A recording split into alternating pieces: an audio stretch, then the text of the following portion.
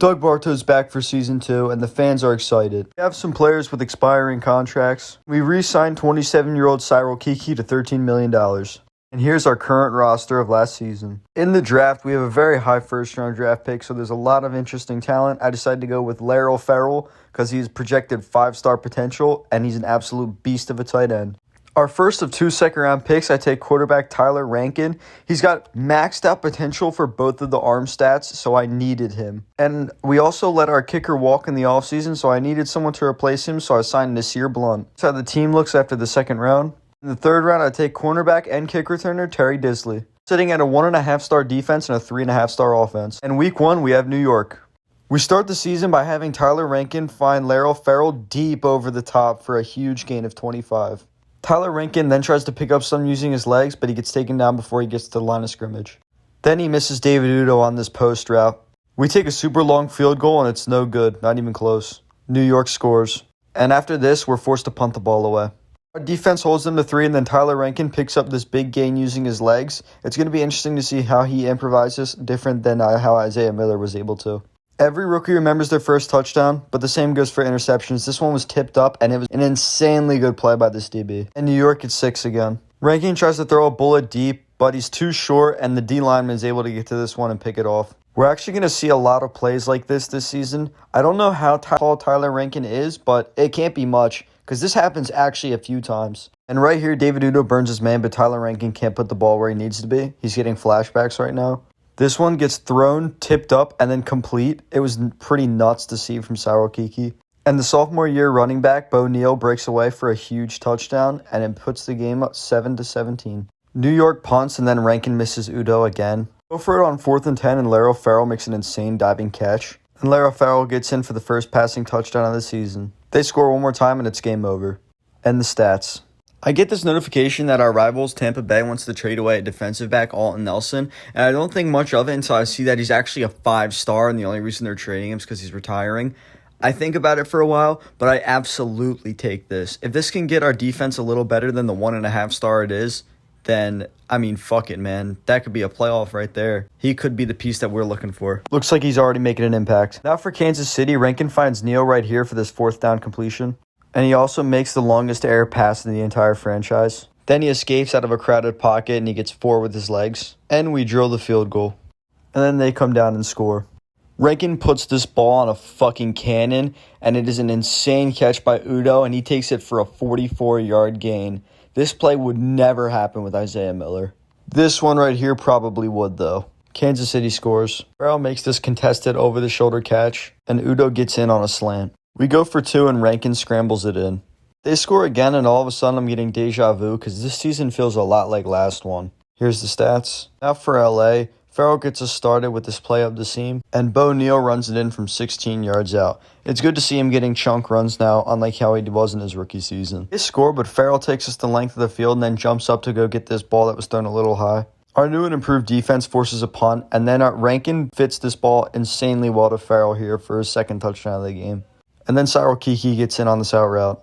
They score again, but this ball is put only where Udo can get it, and we score again. And we pretty much won this game now. We actually smoked them. It was an offensive performance by us. 4 touchdowns from Rankin, 2 from Farrell. Battle of the NFC South 1 and 2 teams starts off, and Tyler Rankin uses his legs again. He's not the fastest, but he's so much better than Isaiah Miller running the ball. It's actually very fun to use. Not much different throwing the ball, though, are we? That's a pick 6 for the Carolina defense. Terry Disley here gets the longest return of the franchise history. Very impressive.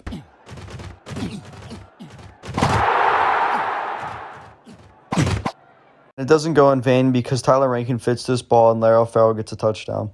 This ball is perfectly lofted over sea defenders, and then Larry Farrell makes this very good catch. Bo Neal easily walks in for a touchdown. Rankin uses his legs and jukes a man and gets 8. Farrell literally gets every reception to put us in the red zone, and then we toss it out to Bo Neal. Larry Farrell casually does one of the coolest shits I've ever seen in football. And then he scores like it's absolutely nothing with 4 people surrounding him. Game over, and these are the stats. Next is Pittsburgh, and they start off with a quick touchdown. We answer back with a touchdown of our own. They kick a field goal, and then Rankin throws this ball deep to Udo, and he burns his man for about 40 yards. And Rankin scrambles again for about 6 after he jukes a defender. And the next play, he gets another 6-yard gain with his legs. Kind of running all over the place right now. This ball is thrown, tipped up, Brought down by Farrell, stiff arms a man, and he brings it in for 6. Rankin doesn't have the angle to fit this ball because of his height, and he throws an interception to the D lineman, and the game is over. And these are the stats. We start the game in New Orleans by throwing another D lineman interception. They score following the pick, and then we get a very long field goal. They fumble the ball away, and we use our good field position to score a touchdown. Copy and paste that last thing because they fumble again and we score again. They get a field goal and we run the clock out, game over. And these are the stats for New Orleans. We're sitting at 3-3. Farrell gets our 50th touchdown of the franchise. Get a little indecisive and I throw this interception. They score and then Farrell mosses this guy for a touchdown. They punt it away and then Rankin scores on the QB sneak. With this 13-yard touchdown Bo Neal run, we're now 4-3. David Udoh scores the first touchdown of the game against Philly. Then Rankin throws this stupid jump ball pick. ×2, ×3. Despite our 3 picks, Bo Neal runs in here and we take the lead. We do not keep that lead. And now probably the best player on our team is going to be out for 4 games. David Udoh still thinks pretending to be Deontay Johnson for his entire career is still funny. But then he scores, so it's all good. Complete this huge throw down the sideline to Udoh and take it out of bounds so they have no time to score. And we take the lead easy. Game over. Denver is 1-9. They start off with a quick score and then they score again. Bo Neal actually fumbles a lot. Last season, he had more fumbles than he had touchdowns, and he's creeping up on his touchdown number with fumbles this year as well. It's a really, really, really glaring problem. David Udoh cooks the shit out of his man on this curl route, and he takes it for 42. And the Rankin-Farrell connection gets us the score. Cyril Kiki does one of the dumbest things I've seen in football. This pick is not Rankin's fault whatsoever. This one definitely is. It was just underthrown. It's starting to look like we're going to be their second win of the season, and a very convincing win at that. But David Udoh does catch this post and goes for 77, which is the longest passing play of the franchise. Right here, Rankin injures his hip. The feeling of realization hits me as hard as getting shot in the face with a nail gun. Our starter is not going to be Isaiah Miller. Start off with a run because Isaiah Miller honestly just scares the shit out of me. What the fuck? Honestly couldn't believe my eyes, and the feeling sets in once again as this geriatric 40-year-old man takes it in on a rushing touchdown. This is somehow Isaiah Miller's fault.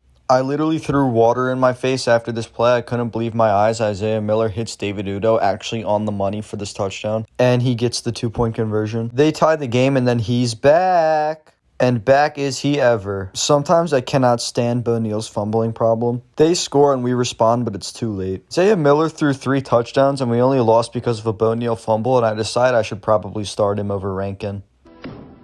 You're fired. Isaiah Miller for comeback player of the year. Bo Neal gets in and dives for the touchdown. Larry Farrell gets the yard tip pass to David Udoh here. And the greatest quarterback in the history of the Falcons throws a touchdown. Isaiah Miller is legitimately playing incredible. And just like that, we take them down in Dallas. Yeehaw. Our defense shuts out the Saints on the road. Now we're tied with Tampa Bay for the division. Speaking of Tampa Bay, our first-round picks love fumbling the ball. Our defense gets an interception, then we throw it into Larry Farrell. Isaiah Miller's making his fucking MVP run with this elite throw over 5 defenders. Touchdown Falcons. They turn the ball over in the red zone. We score and we take over this division. My grandpa had Unitas, my dad had Elway, and then I have Isaiah Miller. Then we win a close one in Washington. Just kidding, we doubled their score. Remember how I said we'll never see those stats again in the season after Isaiah Miller threw 5 touchdowns last time? Well, he threw 6. He's having a fucking career resurgence, and I'm here for it. The interceptions start plaguing us again, and we lose to the Rams in a pretty close one. The biggest week of the season. If we win, we're in the playoffs. If we lose, season's over. First play of the game, Isaiah Miller throws this slant to a crowded part of the field, and Cyril Kiki comes down with it. Great catch. And then David Udoh gets this slant over the middle. And then the Tampa Bay defense gets a sack. No worries, though, because we get it back on this elite throw. And another one right to Bo Neal. And then Miller floats this ball right to Larry Farrell for the touchdown. And then Tampa ties at 7-7. Miller then finds Farrell right over the middle right here. And Udoh deep past the secondary. And then Larry Farrell takes this screen pass for 6. And Bo Neal gets another one through the air to put us up 2 scores. We run the entire third down. Cyril Kiki makes this huge play. And we're in the playoff. They punt on their next drive, and we run it in. Anything is possible. Anything's possible! Now that the season's over, Isaiah Miller, 22 touchdowns, 5 picks. Bo Neal had almost 800 yards, 10 touchdowns, and 5 fumbles. Larry Farrell, a franchise record, 25 touchdowns. David Udoh had not as great of a season, but still good. And Cyril Kiki's got 7 touchdowns, 700 yards. Roquan Griffin had 5 sacks, 2 forced fumbles. And Alton Nelson had 2 interceptions. Blunt was pretty automatic. And if you remember Tyler Rankin, he had 18 touchdowns, 13 picks. Now, did I do all the anticlimactic Rocky stuff just to get smacked in the wild card? I don't know. But did it get the fucking blood pumping? Did it get you excited about the Atlanta Falcons? It should. Next season, the Retro Bowl is ours. Skip to the end, and then the fans voted on their favorite player. Larry Farrell obviously was incredible. He wins Rookie of the Year because of course he does. And Dallas actually goes to win the Retro Bowl. Isaiah Miller rides off into the sunset at the age of 41, and so does Alton Nelson at the age of 36. See you week 1, champs.